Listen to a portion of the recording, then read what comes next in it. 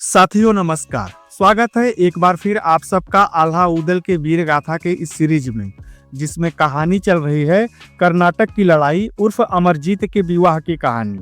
जिसमें अब तक आपने जाना कि मायावी भैंसे से जीतने के बाद भानुमति अमरजीत से विवाह करने का आग्रह करती है, जिसे अमरजीत ने स्वीकार नहीं किया। फिर भानुमति ने अमरजीत को जादू से तोता बनाकर अपने साथ कर्नाटक अपने किले के सतखंडे पर लेकर आ गई। अब कहानी में आगे बढ़ें उससे पहले आपसे वही रिक्वेस्ट कि अगर आप इस चैनल पर पहली बार आए हैं तो चैनल को सब्सक्राइब करें, वीडियो को लाइक करें और ज्यादा से ज्यादा शेयर करें। अब आते हैं कहानी पर। रात्रि के तीसरे पहर जब कर्नाटक का राजमहल दीपों की मधुर रोशनी में नहा रहा था, उस समय राजकुमारी भानुमति सोरहो श्रृंगार से सजी हुई अपने कक्ष में प्रवेश करती है। उसके रूप में सौंदर्य था, चाल में लावण्य और नेत्रों में एक अडिग संकल्प था। वह सीधे उस स्वर्ण जड़ित पिंजरे के पास जाती है जिसमें तोते के रूप में अमरजीत मौन बैठा था।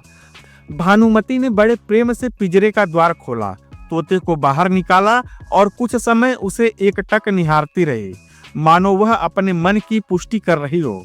फिर तोते को हाथ में लेकर उसने मंत्रोच्चार किया और तभी उस कक्ष में एक तीव्र जादुई प्रकाश फैला और अगले ही पल वह तोता फिर से महोबा का वीर अमरजीत बन गया।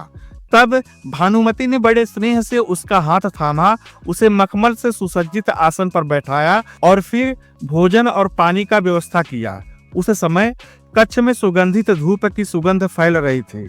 हवा में मानो मंद संगीत गूंज रहा था और दीपों की लौ उनके चेहरों पर कई भाव उकेर रहे थे। भोजन संपन्न होने के बाद भानुमति ने अमरजीत से मधुर स्वर में कहा, वीरवर, आज न मैं नटनी हूँ और न ही जादूगरनी। आज मैं केवल एक नारी हूँ जो अपने हृदय का सत्य तुम्हारे सामने रख रही है। आगे उसने कहा कि जिस क्षण मैंने तुम्हें अखाड़े में देखा उसी क्षण समझ गई कि मेरे जीवन का स्वामी तुम ही हो। फिर उसने अपनी आंखें झुका ली। अब उसके स्वर में नमी उतर आई थी। आगे भानुमति ने कहा कि मैंने जो किया वह तुम्हें पाने की व्याकुलता थी, और यदि वह जिद थी तो सिर्फ इसलिए कि मेरा प्रेम साधारण नहीं था। मैं अपने राज्य, अपना वैभव, अपना सब कुछ छोड़ सकती हूँ, वह भी केवल तुम्हारी पत्नी बनने के लिए। अमरजीत शांत बैठा रहा और उसकी दृष्टि स्थिर और स्वर गंभीर था।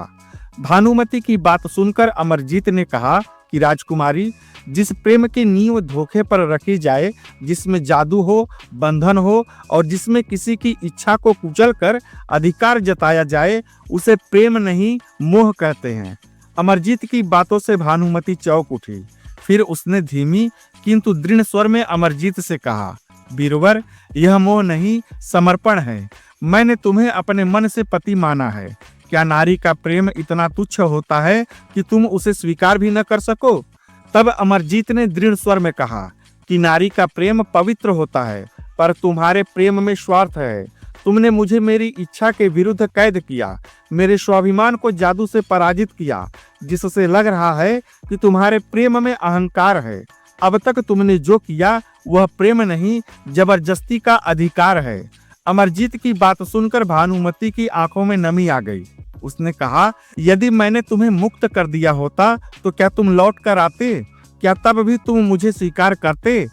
तब अमरजीत ने भानुमति को जवाब देते हुए कहा, नहीं, क्योंकि प्रेम स्वीकार किया जाता है, मांगा नहीं जाता, छीना नहीं जाता। और आगे उसने दृढ़ स्वर में कहा, तुम मुझे अपने शब्दों के जाल में नहीं बांध सकती।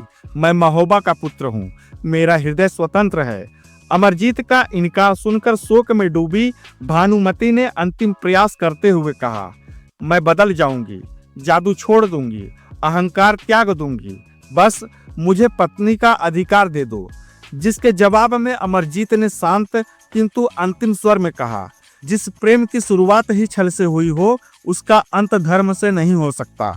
मैं तुम्हारी सुंदरता से नहीं डगमगाता और न ही तुम्हारे यौवन से और न ही तुम्हारे मधुर वचनों से विचलित हूँ। मेरे लिए प्रेम से पहले मर्यादा है और मर्यादा से पहले स्वाभिमान। अमरजीत के ये शब्द भानुमति के हृदय पर वज्र की तरह गिरे और फिर कच्छ में मौन छा गया।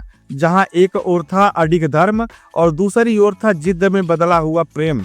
कुछ क्षणों की निस्तब्धता के बाद अमरजीत ने गंभीर स्वर में भानुमति से कहा, राजकुमारी, तुमने मुझे यहाँ कैद कर रखा है। इससे हमारा विवाह होगा या नहीं, यह तो भविष्य के गर्भ में है।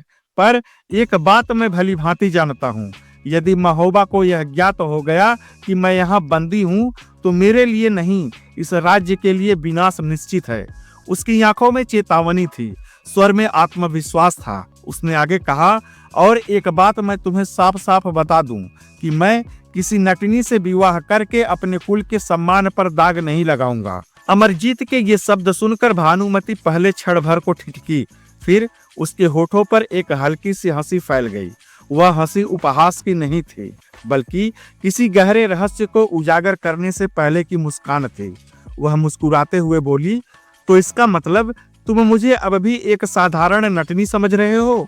फिर उसने गर्व से अपना मस्तक उठाया और कहा कि अमरजीत, यह कर्नाटक राज्य है। यहाँ के शासक हैं महाराज चंदन और मैं उनकी पुत्री कर्नाटक की राजकुमारी भानुमति हूँ। यह कहते ही कक्ष में एक बार फिर सन्नाटा छा गया। दीपों की लौ स्थिर थी और समय मानो ठहर सा गया हो। कुछ क्षण दोनों मौन रहे, न दृष्टि मिली, न शब्द बोले गए। फिर भानुमति ने धीमे पर अर्थपूर्ण स्वर में कहा, अब बताओ, क्या अब भी तुम्हारे कुल के सम्मान पर कोई दाग लगेगा? अब तो मैं राजकुमारी हूँ, क्या अब तुम विवाह के लिए तैयार हो? अमरजीत के चेहरे पर द्वंद्व साफ दिखाई देने लगा। वह अब भी हिचकिचा रहा था। उसका मन धर्म और मर्यादा की ओर खींच रहा था, तो हृदय पर भानुमति की उपस्थिति का भार धीरे धीरे पड़ने लगा था। कहा जाता है कि पुरुषों को समझाने के लिए नारी के पास अनेक हथियार होते हैं, और यह भी सत्य है कि आग और पानी एक ही स्थान पर अधिक समय तक टिक नहीं सकते। समय के साथ भानुमति के शब्द, उसकी उपस्थिति, उसका प्रेम भाव अमरजीत के मन पर अपना प्रभाव छोड़ने लगे। जो वीर कभी अखाड़े में अडिग पर्वत सा खड़ा था, उसके हृदय में अब एक सूक्ष्म सा कंपन उत्पन्न होने लगा। धीरे धीरे भानुमति के प्रेम का प्रभाव उस पर और भी गहरा होने लगा, और यहीं से यह कथा केवल बाहुबल की नहीं, बल्कि मन के युद्ध की भी गाथा बनती है। उस समय भानुमति के सतखंडे पर एक इतिहास लिखा जा रहा था। सतखंडे की ऊंचाई पर रात्रि का सन्नाटा फैला हुआ था। चांदनी पत्थरों पर उतर आई थी और दीपों की लौ मंद मंद हिल रही थी। उसी सतखंडे पर भानुमति खड़ी थी, अपने सौंदर्य, अपने शब्दों और अपने भावों के साथ। वह धीमे स्वर में अमरजीत से बातें करती रही, कभी मुस्कान से, कभी नेत्रों की चंचलता से, तो कभी अपने कोमल वचनों से उसके हृदय को स्पर्श करने का प्रयास करती रही। धीरे धीरे उसका यह प्रयास सफल होने लगा। जिस अमरजीत को न सुंदरता डिगा पाई, न अधिकार, अब वह अनजाने में ही भानुमति के प्रेम में आकर्षित होने लगा था। भावनाओं के आवेश में अमरजीत अपने आसन से उठा और भानुमति की ओर बढ़ा। उसने उसे अपने बाहुपास में लेने का प्रयास किया, पर उसी क्षण भानुमति ने उसे रोक दिया। उसका स्वर कठोर था, पर भाव मर्यादा से भरा था। रुको, मुझसे दूर रहो। मुझे छूकर मेरे सतीत्व को अपवित्र मत करो। यदि मुझे छूने का अधिकार चाहते हो, तो पहले मुझसे विवाह करना होगा। उसकी आवाज से अमरजीत ठिठक गया। उसने शांत स्वर में कहा, पर इस समय यहाँ विवाह कैसे संभव है? क्या कोई पंडित यहाँ आएगा, या तुम्हारे पास विवाह की कोई पोथी पत्रा है जिसमें मंत्र लिखे हो? यदि मंत्र हो तो मैं स्वयं उन्हें पढ़ सकता हूँ। भानुमति ने बिना झिझक उत्तर दिया, हाँ, मेरे पास है। फिर उसने प्रश्न किया, पर अग्नि के फेरे कैसे होंगे? अमरजीत ने फिर कुछ क्षण सोचा और फिर बोला, एक दीपक को ही अग्नि मान लेंगे। उसी के चारों ओर हम 7 बार परिक्रमा करेंगे। यही हमारा विवाह होगा। इस बार दोनों की सहमति मिल गई। अब कोई विलंब नहीं रहा। सतखंडे पर रात्रि की साक्षी में दीपक की लौ को अग्नि मानकर दोनों की सम्मति से वह विवाह संपन्न हुआ। विवाह पूर्ण होते ही अमरजीत ने भानुमति को मर्यादा सहित अपने बाहुपास में ले लिया। उस क्षण न जादू था, न छल, केवल 2 मन थे जो एक निर्णय पर आ टिके थे। इसके बाद दोनों राजकुमारी की सेज तक आए। रात्रि गहराती चली गई। थकान, भावनाओं और घटनाओं के बोझ तले आधी रात के बाद दोनों गहरी निद्रा में सो गए। पर नियति यहीं थमने वाली नहीं थी। यह शांति केवल क्षणिक थी, क्योंकि आने वाला प्रभात इस कथा को एक नए और भी भयानक मोड़ पर ले जाने वाला था। अगली भोर जब राजमहल में प्रभात की हलचल शुरू हुई, तब रानी अंगूरा ने देखा कि अब तक भानुमति अपने कक्ष से बाहर नहीं आई है। माता का मन कुछ आशंकित हुआ। उन्होंने एक बांदी को बुलाकर आदेश दिया कि जाओ सतखंडे पर जाकर राजकुमारी को जगा दो, वह अब तक सो रही होगी। बांदी शीघ्र ही सतखंडे पर पहुंची। उसने धीरे से पर्दा उठाया और जो दृश्य उसने देखा उसे देखकर उसके पांव तले जमीन खिसक गई। वहां सैया पर भानुमति के साथ एक युवक सो रहा था, परंतु बांदी ने कोई शोर नहीं मचाया, न उसने किसी को जगाया, न वहां रुकी। सीधे नीचे उतरकर वह रानी अंगूरा के पास पहुंची और कांपते स्वर में बोली, महारानी, राजकुमारी के साथ लगता है कोई चोर सो रहा है। यह सुनते ही रानी अंगूरा का क्रोध भड़क उठा। उसकी आंखें लाल हो गई। उन्होंने कठोर स्वर में कहा, मेरी पुत्री पर लांछन लगाती है, तेरी जिह्वा कटवा दूंगी। सोच समझ कर बोल दासी। बांदी ने हाथ जोड़कर कहा, महारानी, मैं झूठ नहीं बोल रही। यदि विश्वास न हो तो आप स्वयं चल कर देख सकती हैं। इसके बाद तो रानी अंगूरा का स्वर और भी कठोर हो गया।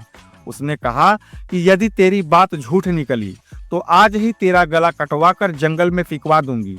यह कहकर रानी स्वयं बांदी के साथ सतखंडे की ओर बढ़ी। जब रानी अंगूरा ने पर्दा उठाकर भीतर झांका तो सच्चाई उसके सामने थी। भानुमति सैया पर थी और उसके पास एक अपरिचित युवक सो रहा था। क्षण भर के लिए रानी का हृदय कांप उठा, पर उन्होंने न कोई शोर किया, न कोई विलाप किया, न कोई क्रोध का प्रदर्शन। चेहरे पर कठोर शांति ओढ़े वे चुपचाप पर्दा गिराकर नीचे उतर आई और सीधे उन्होंने दूत भेजकर महाराज चंदन को संदेश भिजवाया कि महल में कोई चोर घुस आया है। सूचना पाते ही महाराज चंदन क्रोध से भर उठे। उनका चेहरा तमतमा उठा। उन्होंने तुरंत सेनापति को आदेश दिया कि पूरा सतखंडा चारों ओर से घेर लिया जाए, वह चोर किसी भी स्थिति में बचकर न जाने पाए। सेनापति ने आदेश मिलते ही सैनिकों को तैनात कर दिया। महल में युद्ध के जैसी तैयारी होने लगी। किसी को यह ज्ञात न था कि जिसे वे चोर समझ रहे हैं वह महोबा के महावीर उदल का पुत्र है और इस घड़ी के बाद कर्नाटक और महोबा के बीच भाग्य का टकराव होने वाला है। राजा का आदेश मिलते ही सेनापति ने एक क्षण की भी देरी नहीं की। नगाड़ों की आवाज गूंजी और सैनिकों को स्पष्ट निर्देश मिला कि सतखंडा चारों ओर से घेर लिया जाए। कुछ ही पल में राजकुमारी भानुमति का सतखंडा चारों तरफ से सैनिकों से घिर गया था। भाले चमकने लगे, तलवारें म्यान से बाहर आ गई और सीढ़ियों पर भारी भरकम कदमों की गूंज फैल गई। इसी हलचल से भीतर सो रही भानुमति की नींद टूट गई। वह घबराकर पलंग से उठी और पर्दे के पीछे से सतखंडे के चारों ओर झांका। सैनिकों की कतारें देखकर उसे सारा खेल समझते देर न लगी। वह जान गई कि उसने जो खेल खेला था वह अब राजा की दृष्टि में आ चुका है। अब यहाँ से अमरजीत का बचकर निकलना अत्यंत कठिन या शायद असंभव था। भय से उसका शरीर कांपने लगा, उसके हाथ ठंडे पड़ गए।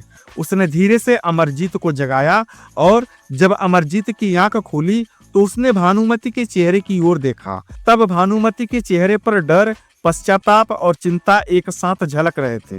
क्या हुआ? अमरजीत ने शांत स्वर में पूछा। तुम इतनी डरी हुई क्यों हो? अमरजीत के प्रश्न से भानुमति की आवाज भर्रा गई।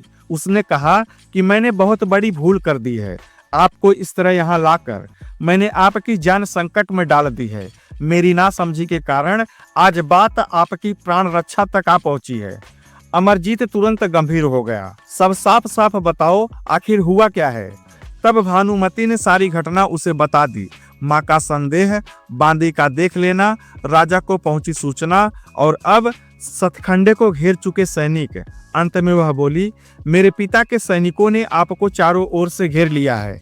यहाँ से निकल पाना अत्यंत कठिन है और यदि आप कहें तो मैं अपने जादू से आपको भंवरा बना दूं और अपने बालों में छिपा लूं। इस तरह आप बच सकते हैं। उसके स्वर में अब जिद नहीं थी, केवल भय और पश्चाताप था। परंतु अमरजीत मौन खड़ा रहा। उसकी आंखों में विचारों का तूफान था। अब उसके सामने केवल एक ही प्रश्न था, वह था उसका स्वाभिमान या प्राण रक्षा। और यही प्रश्न इस गाथा को अगले और भी निर्णायक मोड़ पर ले जाने वाला था। भानुमति की बात सुनते ही अमरजीत का संयम टूट गया। उसकी आंखों में क्रोध की ज्वाला भड़क उठी।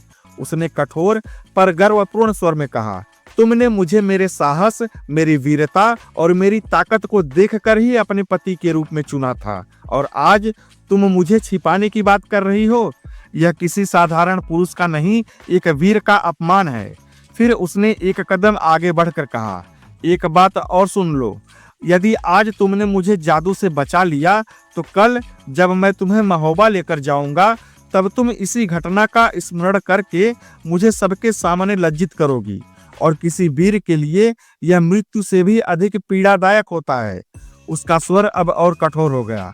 आगे उसने कहा, इसलिए बार बार मरने से अच्छा है कि आज ही रणभूमि में उतरकर मुकाबला करते हुए अपने प्राण त्याग दूं। फिर उसने गर्व से कहा, आज तुम्हारे पिता के साथ साथ पूरे कर्नाटक गढ़ को यह ज्ञात हो जाएगा कि महोबा की धरती को वीरों की धरती क्यों कहा जाता है। अमरजीत के ये वचन सुनकर भानुमति स्तब्ध रह गई।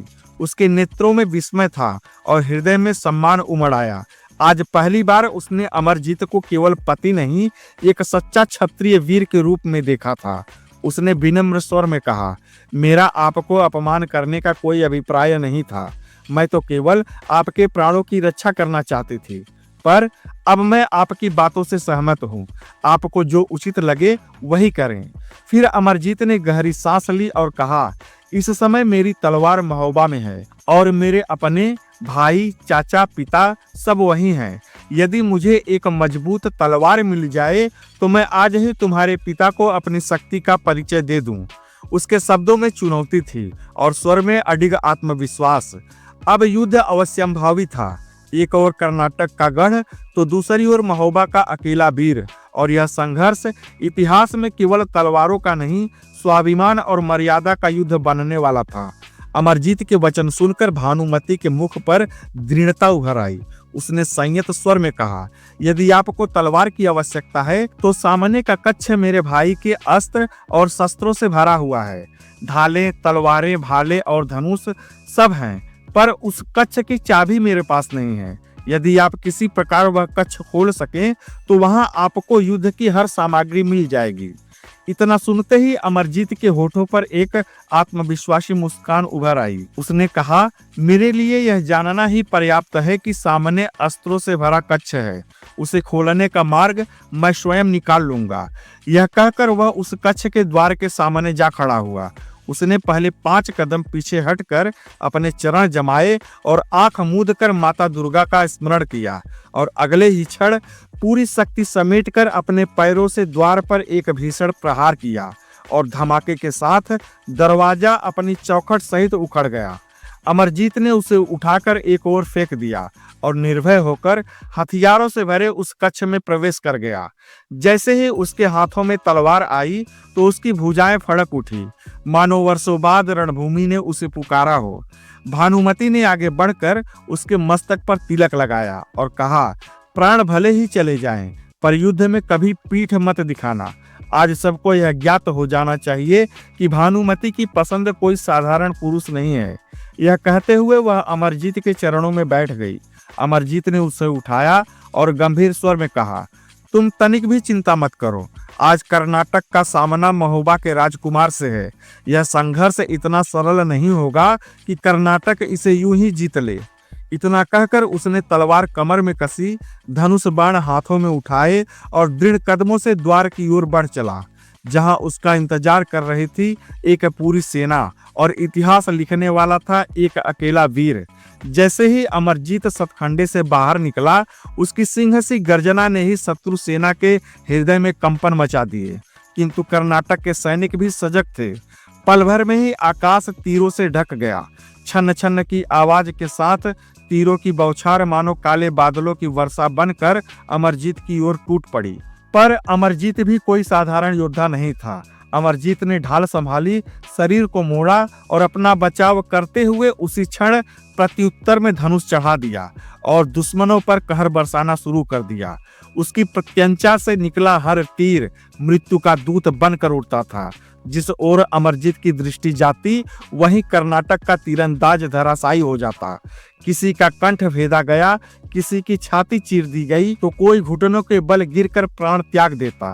कर्नाटक के तीरंदाजों की एक न चली।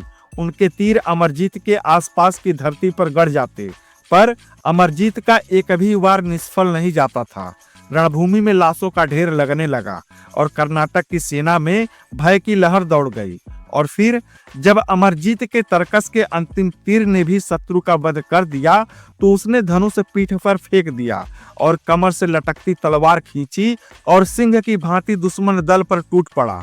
अब युद्ध नजदीकी का था। लोहे से लोहे की टक्कर, तलवारों की झंकार और रक्त की धाराएं बह निकली। अमरजीत की तलवार जब घूमती तो बिजली की तरह चमक उठती।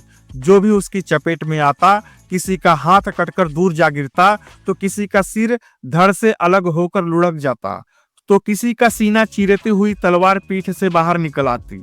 एक अकेला अमरजीत और सामने कर्नाटक की पूरी सेना, फिर भी पलड़ा उसी का भारी था। सैनिक भय से पीछे हटने लगे, उनके चेहरे पीले पड़ गए, हाथ कांपने लगे और राजा चंदन की सेना, जो अभी गर्व से भरी थी, अब जीवन बचाने के लिए मार्ग खोज रही थी। राजा चंदन स्वयं दूर से यह दृश्य देख रहा था, परंतु उसके पास इस वीर का कोई उत्तर नहीं था। न कोई योद्धा जो अमरजीत को रोक सके, न कोई रणनीति जो इस प्रलय को थाम सके। रणभूमि में केवल एक ही सत्य बूझ रहा था कि अमरजीत आज अकेला ही कर्नाटक की सेना पर भारी पड़ रहा था। जब रणभूमि में कर्नाटक की सेना का साहस टूटने लगा और सैनिक एक एक कर पीछे हटने लगे, तब राजा चंदन के मुख पर क्रोध और भय एक साथ उभर आया। उसने सोचा, यदि अभी कोई उपाय न किया गया तो यह एक अकेला योद्धा पूरी सेना का विनाश कर देगा। राजा ने दांत पीसते हुए आदेश दिया कि जाल मंगवाओ, ऐसा जाल जिससे सिंह को भी पकड़ा जाए। क्षण भर में मोटे रस्सों और लोहे की कड़ियों से बना विशाल युद्ध का जाल लाया गया। सैनिकों ने चारों ओर से घेरा कस लिया। अमरजीत तब भी तलवार घुमाते हुए शत्रुओं को पीछे ढकेल रहा था, पर उसे राजा के इस कुटिल चाल का आभास न हो सका। अचानक आकाश से वह भारी जाल बिजली की तरह उस पर आ गिरा। अमरजीत ने झटके से बाहर निकलने का प्रयास किया, तलवार से जाल काटने की चेष्टा की, पर वह साधारण जाल नहीं था। उसमें लोहे की कड़ियां जड़ी थी। जाल कसता गया और उसके बलिष्ठ हाथ बढ़ते चले गए और क्षण भर में ही वह वीर योद्धा विवश हो गया। यह दृश्य देखकर सैनिकों में नया उत्साह भर गया। जो अभी भय से कांप रहे थे, वही अब चीखते हुए टूट पड़े। अमरजीत को चारों ओर से घेर लिया गया। किसी ने पीछे से वार किया, किसी ने ढाल से धक्का दिया और अंततः उसे बंदी बना लिया गया।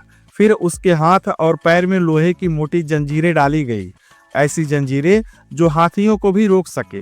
रक्त से सनी देह पर आंखों में अब भी वही ज्वाला थी। उसे घसीटते हुए राजा चंदन के सामने लाया गया। राजा ने विजय का अभिनय करते हुए उस वीर को देखा, पर अमरजीत की दृष्टि में न भय था न विनय, केवल अपमान के विरुद्ध सुलगता हुआ प्रतिशोध था।